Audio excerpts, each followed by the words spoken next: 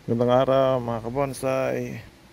Ito na naman tayo magpupruning sa ating mga alagang binobonsai.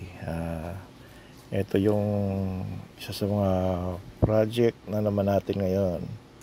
Yan, tatanggal lang tayo ng mga nakasingit-singit na dumi sa mga balaba ng ating binobonsai.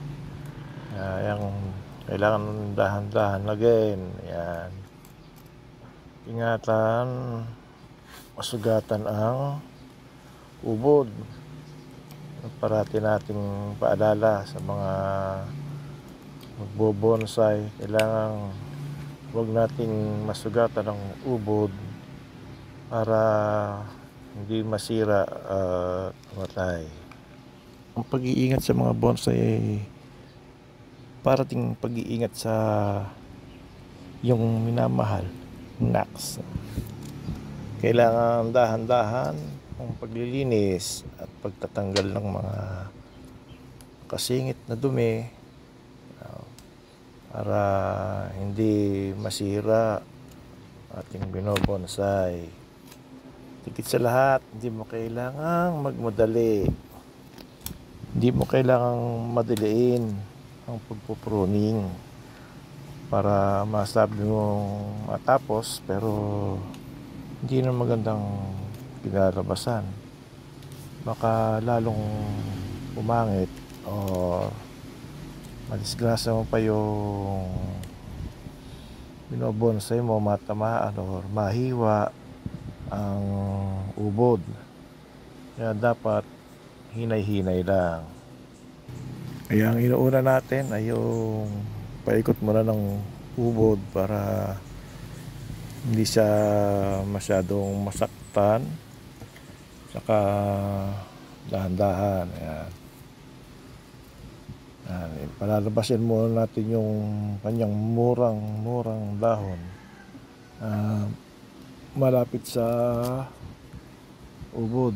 Yan muna natin lilinisan. Sa mga viewers o nakakapanood sa aking video, baka pwede naman patulungan na lang ako sa pag-subscribe na lang, saka paki-like at paki-share na rin po para mas maraming makapanood doon sa mga nakakagusto po. Pwede na rin pong tapusin ang aking video para makita nyo hanggang dulo kung anong kinalabasan itong aking ginagawa ngayon. And tapos na po yung malapit sa ubod, nalinisan. Ito namang labas naman ang tatanggalan natin ng dahon. Okay po, prune natin. Yan. Para unti-unting lumabas yung kagandahan ng ating binobonsai sa ngayon. At tanggalin lang po yung pinakamatandang dahon niya. At ngayon natin matatanggal yung natitirang dumi, nakasingit-singit na hindi natanggal kanina.